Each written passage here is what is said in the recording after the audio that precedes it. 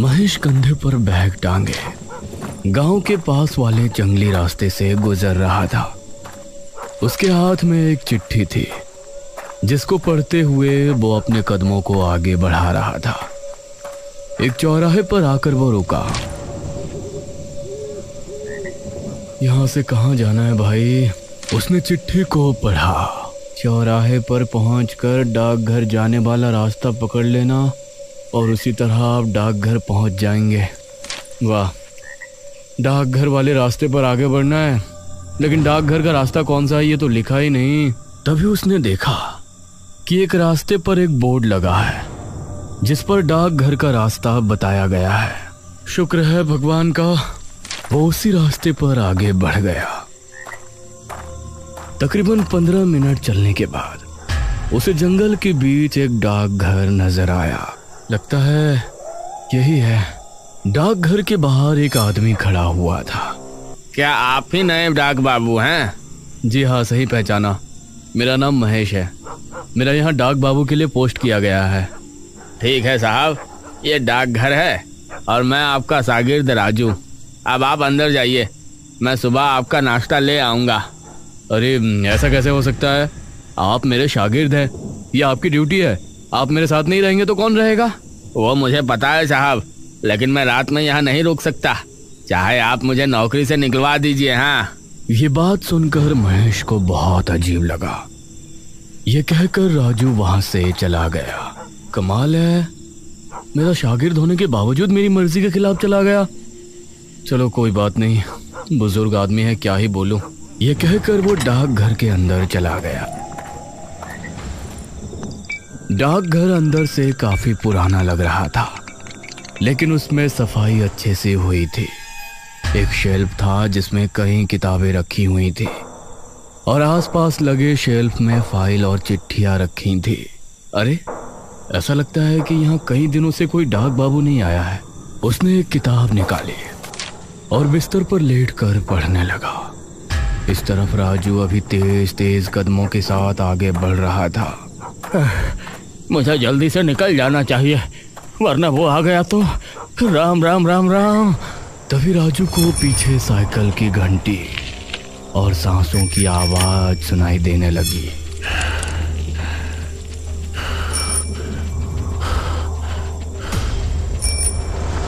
इन आवाजों को सुनकर उसका दिल दहल उठा। उसने पलटकर देखा तो उसकी आंखें खौफ से फट पड़ी।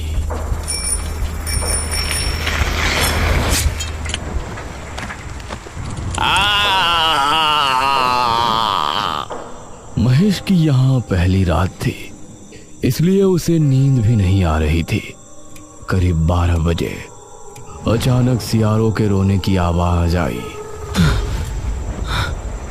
और महेश चौंक गया। उसके हाथ से किताब छूटकर नीचे गिर गई। अरे, ये तो जंगल है, यहाँ तो ऐसी आवाजें आना आम बात है। मुझे इनकी आदत डालनी पड़ेगी।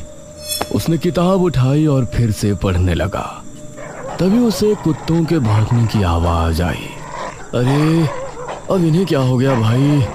वो उठा और उसने खिड़की बंद कर दी। फिर वापस आकर पलंग पर लेट गया। उसने किताब का अगला पन्ना पलटा। तभी उसे एक तेज सांस लेने की आवाज सुनाई दी।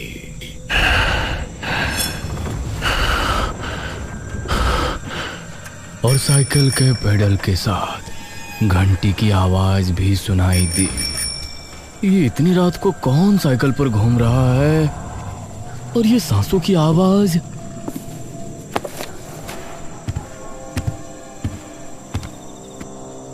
महेश को अब बाहर जाकर देखने की हिम्मत नहीं हुई। जो डर उसने कुछ देर पहले राजू के चेहरे पर देखा था, वो अब अपने दिल में महसूस कर रहा था। वो फिर से बिस्तर पर लेट गया। उसके माथे पर पसीने आ गए, यहाँ तक कि उसने अपने कानों पर हाथ रख लिए, लेकिन वो आवाजें अभी भी उसको सुनाई दे रही थी, जिसकी वजह से उसे पूरी रात में कुछ झपकियां आई, लेकिन नींद पूरी नहीं हुई। सुबह के 6 बजे जब घंटा बजा तो उसकी आंख खुली। हे भगवान, शुक्र है तेरा। उसने खिड़की खोली और आसपास देखा तो सब कुछ ठीक था।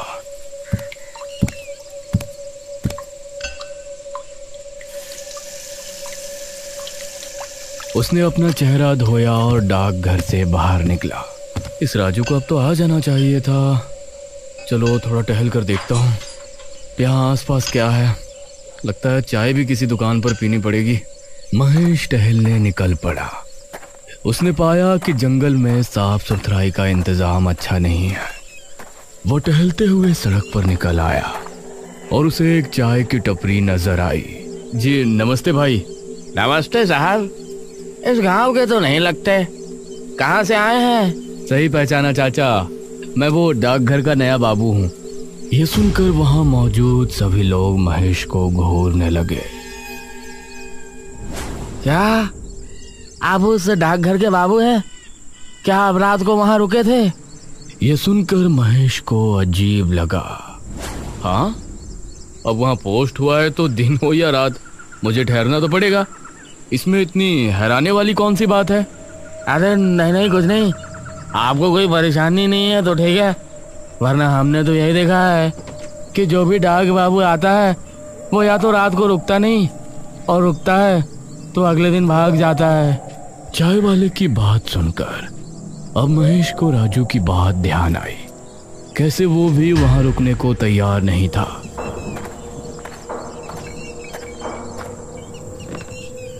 चाय वाले ने महेश को चाय का कुल्हड़ थमा दिया, लेकिन महेश उसके चेहरे पर डर के भाव साफ देख पा रहा था।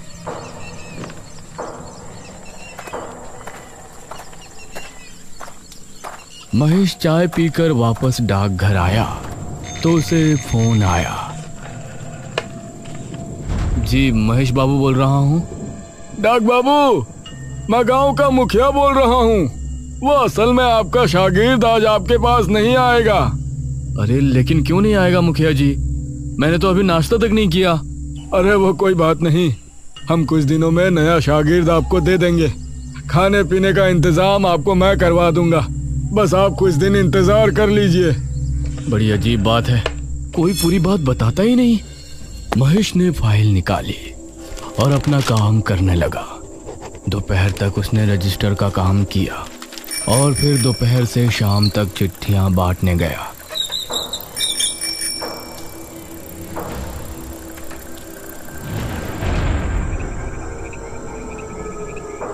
रात के समय आज डाकघर को देखते हुए उसकी सांसें तेज हो रही थी। उसने भगवान का नाम लिया और डाकघर के अंदर चल दिया। इसी गांव के एक घर में विपुल अपनी पत्नी निराजना के साथ बैठा था। ए जी, मुझे इस बार बम्बई घूमने जाना है। कई साल हो गए आप मुझे कहीं लेकर नहीं गए। अरे मेरी जान, पैसे तो आने दो, मैं तुमको बम्बई क्या विलायत भी ले जाऊंगा। बस बड़े आए विलायत ले जाने वाले। तभी उसके दरवाजे पर किसी ने दस्तक दी। कौन है भाई? बाहर से साइकिल की घंटी की आवाज आई और कोई बोला, डाक बाबू। अरे ये डाकिये रात में भी आने लगे। विपुल उठकर दरवाजे पर गया तो सामने कोई नहीं था। कमाल है, यहाँ तो कोई नहीं है। तभी उसकी नजर जमीन पर पड़ी तो वहां पर एक चिट्ठी पड़ी थी। ये क्या, लगता है कुछ ज्यादा ही जल्दी में था। उसने चिट्ठी उठाई और पढ़ने लगा। विपुल, मुझे पता है कि तुम्हारे घर की हालत इस समय ठीक नहीं है। तुमको पैसों की सख्त ज़रूरत है और तुम पैसों के लिए कुछ भी करने को तैयार रहते हो, यह भी मुझे पता है। अरे कौन है ये जो मेरे बारे में इतना जानता है? तुम्हारे लिए एक काम है। आज रात 1 बजे के समय डाकघर के पीछे वाले बरगद के पेड़ पर चले आना। मैं तुमको वहाँ मिलकर काम समझा दूंगा। सिर्फ 1 दिन का काम है और उसके तुमको पूरे 5,000 रुपए दूंगा। यह पढ़कर विपुल के चेहरे पर मुस्कान छलक आई। क्या हुआ, क्यों मुस्कुरा रहे हो? किसी की लुगाई का खत आया है क्या? अरे नहीं नहीं, एक काम आया है मेरे लिए, उसे कर दिया तो 5,000 रुपए आ जाएंगे एक ही दिन में। अरे लेकिन है कौन जिसने ये भेजा है? अरे तुम आम खाओ, पेड़ मत गिनो। विपुल मुस्कुराया। उसने चिट्ठी को रख दिया और 1 घंटे बाद घर से निकला। उसके चेहरे पर मुस्कान थी, लेकिन दिल में एक सवाल भी था। एक ही दिन में 5,000 मिलने वाले हैं तो जरूर कोई बड़ा काम ही होगा। ये कहते हुए वो आगे बढ़ रहा था और अभी जंगली रास्ते पर ही था। तभी उसको साइकिल की घंटी सुनाई दी, जिसे सुनकर वो रुक गया। कौन है? उसने पीछे मुड़कर देखा तो वहां कोई नहीं था। अब वो फिर से आगे बढ़ने लगा, लेकिन बार बार साइकिल की घंटी की आवाज उसे सुनाई दे रही थी। वह डर को काबू में रखते हुए बरगद के पेड़ के पास पहुंचा। अरे यहाँ तो कोई नहीं है, बरगद का पेड़ तो यही है। अरे कौन है भाई, क्या मेरा उल्लू बनाया है?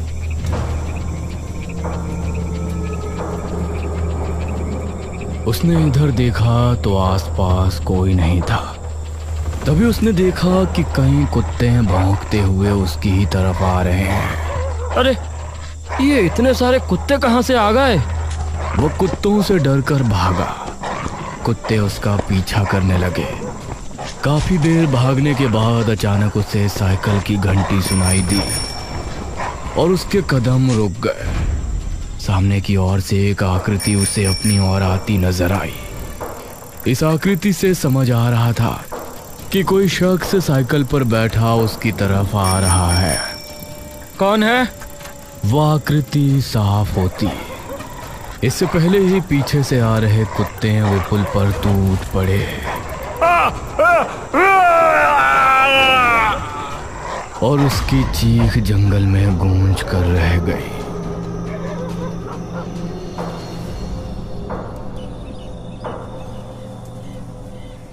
सुबह होने पर विपुल की लाश जंगल में पाई गई।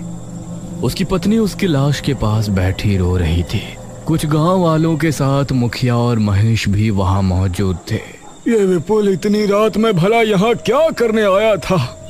इन्हें डाक बाबू कोई चिट्ठी देकर गए थे और ये कह रहे थे कि चिट्ठी लिखने वाले ने यही इन्हें जंगल में बुलाया है। ये सुनकर महेश हैरान रह गया। अरे ये कैसे हो सकता है? मैं तो रात में कहीं कोई चिट्ठी देने नहीं गया। ये सुनकर मुखिया और सभी गांव वाले हैरान रह गए, लेकिन किसी के मुंह से कुछ नहीं निकला।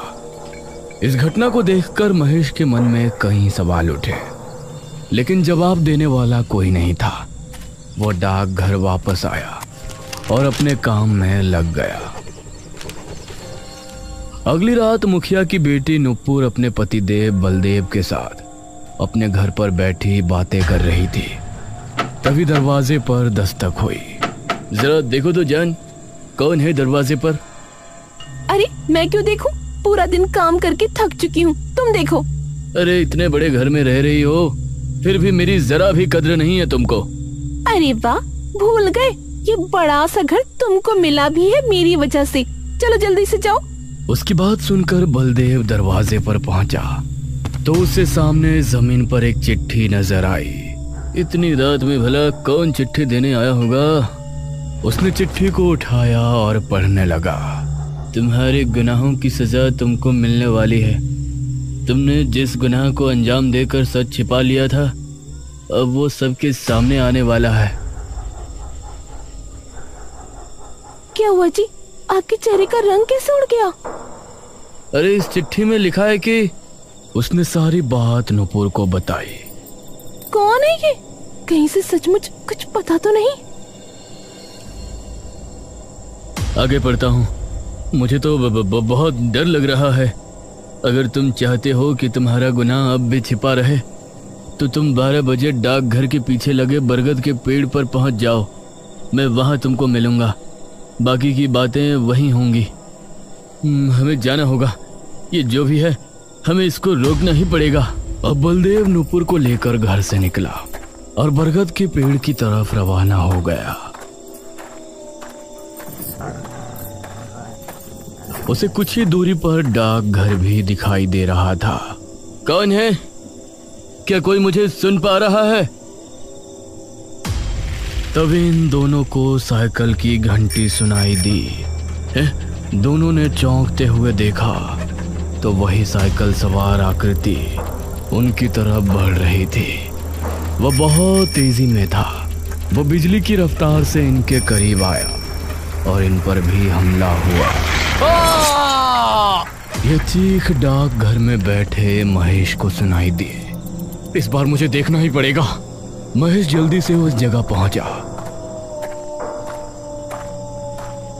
तो उसने पाया कि बलदेव और नुपुर उसी हालत में मरे पड़े हैं जैसे विपुल की मौत हुई थी। कौन है ये? क्यों लोगों को मार रहा है? कोई जानवर है या राक्षस? तभी उसने सामने से एक साइकिल को आते हुए देखा। उसे आता देखकर महेश का गला सूख रहा था। जैसे जैसे उसका चेहरा साफ होता गया तो महेश के दिल की धड़कन मानो ट्रेन के इंजन की तरह दौड़ पड़ी। महेश ने आगे कदम बढ़ाया लेकिन उसका पैर एक पत्थर से टकराया। महेश गिर गया और उसके सर पर चोट आने की वजह से बेहोश हो गया।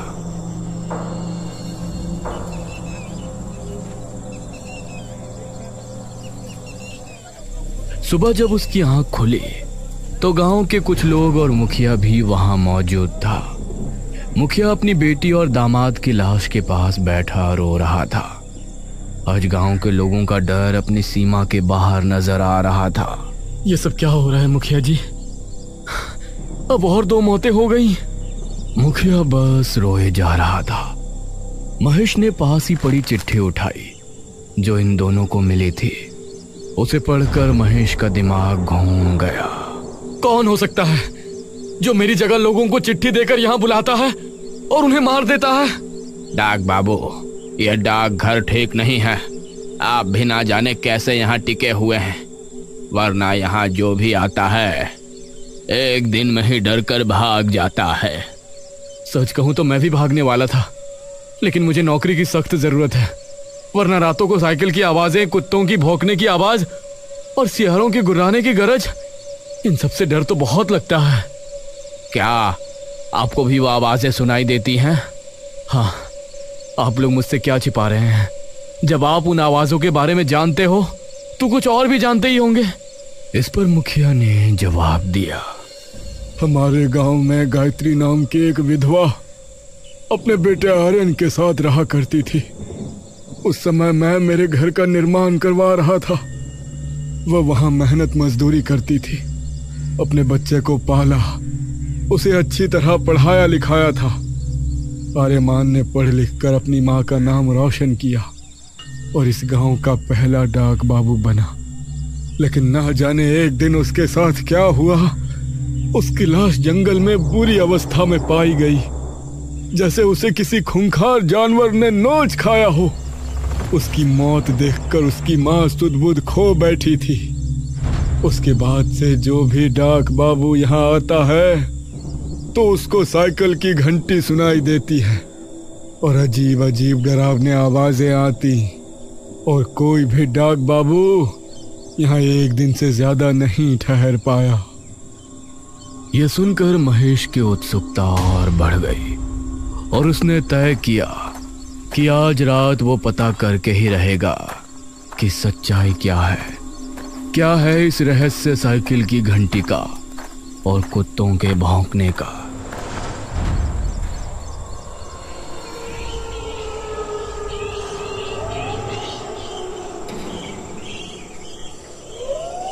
रात होने पर महेश डाकघर के दरवाजे पर खड़ा हो गया। कभी कुत्तों के भौंकने की आवाज आती तो कभी सियारों के रोने की, लेकिन आज महेश हिम्मत करके अपनी जगह खड़ा हुआ था। ठीक 11 बजे उसे साइकिल की घंटी सुनाई दी तो उसके कान खड़े हो गए। उसने पाया कि सामने से उसे वही आकृति आ रही है, लेकिन वो हिम्मत करके वहां खड़ा रहा। वो आकृति नजदीक आई और एक चिट्ठी फेंक कर आगे निकल गई। महेश उसका चेहरा नहीं देख पाया, लेकिन चिट्ठी देखकर उसकी सांसें तेज चलने लगी। उसने चिट्ठी उठाई और पढ़ना शुरू किया। मेरा नाम आर्यमन है। मैं इस गांव का पहला डाक बाबू बनकर बहुत खुश था और कई सालों की नौकरी के बाद मैंने पैसे जमा किए थे। अपनी पुश्तैनी ज़मीन बेचकर मैंने अपने कमाए हुए पैसे मिलाए और उसके बाद गांव का सबसे बड़ा घर खरीदना और उसके अंदर अपनी माँ को रहते हुए देखना मेरी ख्वाहिश थी। लेकिन वो घर मुखिया ने अपनी बेटी के नाम कर रखा था। मैंने मुखिया से उसे खरीदने की बात कही तो उसने मुझसे पैसे तैयार रखने को कहा। अगली रात मुखिया अपने दामाद बलदेव और एक आदमी विपुल के साथ डाकघर आया। मुखिया जी, मैंने कागजात बनवा लिए हैं, आप इन कागजात पर दस्तखत कर दें, फिर ये पैसे आपके और वो घर मेरा। मुखिया ने पहले पैसों की गिनती विपुल और बलदेव से करवाई। मुखिया जी, अब इन कागजों पर अपने दस्तखत कर दें। क्यों नहीं डाक बाबू? तभी मुखिया ने विपुल को इशारा किया और उसने मेरे सर पर डंडा मारा। वो घर मेरी बेटी के नाम है और वही उसमें रहेगी। यह सब नाटक तो मैंने तेरी जमीन के पैसे और तेरी जमा पूंजी हड़पने के लिए किया था। इस गांव में सबसे अमीर मैं हूँ और मैं ही रहूंगा। मुखिया और उन गांव वालों ने मिलकर मुझे बरगद के पेड़ के नीचे फिकवा दिया। इसलिए जब भी कोई डाक बाबू आता है तो मैं उसे अपनी कहानी सुनाने की कोशिश करता, क्योंकि मैं चाहता था कि मुखिया की और मेरे खून की हकीकत सबके सामने आए। यह खत पढ़कर महेश को मुखिया पर बहुत गुस्सा आया।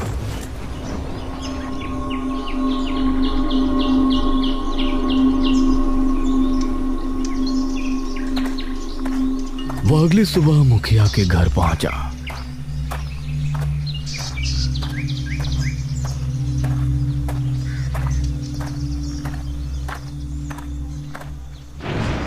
मुखिया जी, आपने जो आर्यमान के साथ किया था उसकी आत्मा ने मुझे सब बता दिया है।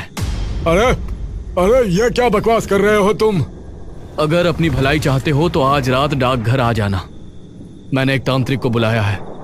वो तांत्रिक आर्यमन की आत्मा को कैद करके ले जाएगा और फिर इस गांव से उस आत्मा का खतरा हमेशा के लिए खत्म हो जाएगा। मुझे भी उससे तभी छुटकारा मिलेगा। यह सुनकर मुखिया के चेहरे पर मुस्कान छलक आई। ये हुई ना बात। मुखिया बहुत खुश हुआ।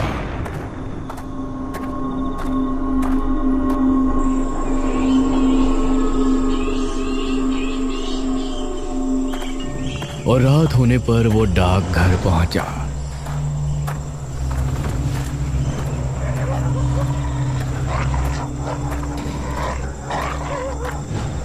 अरे महेश, तुम तो किसी तांत्रिक को बुलाने वाले थे ना?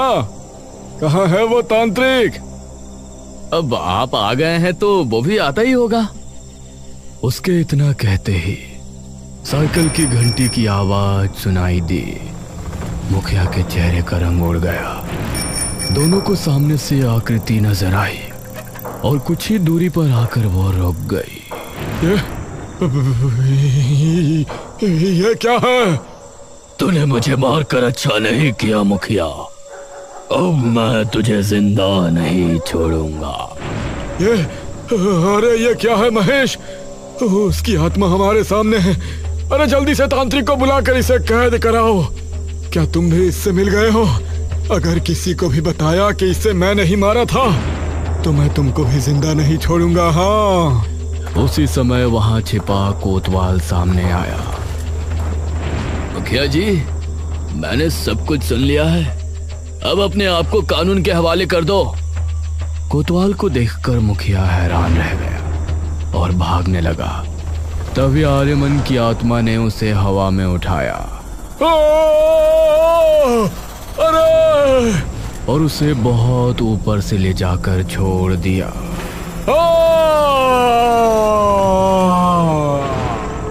ज्यादा ऊंचाई से गिरने पर मुखिया की मौत हो गई। अब मेरी माँ को उस घर में पहुंचाना भी तुम्हारा ही काम है महेश। मैं जरूर करूंगा।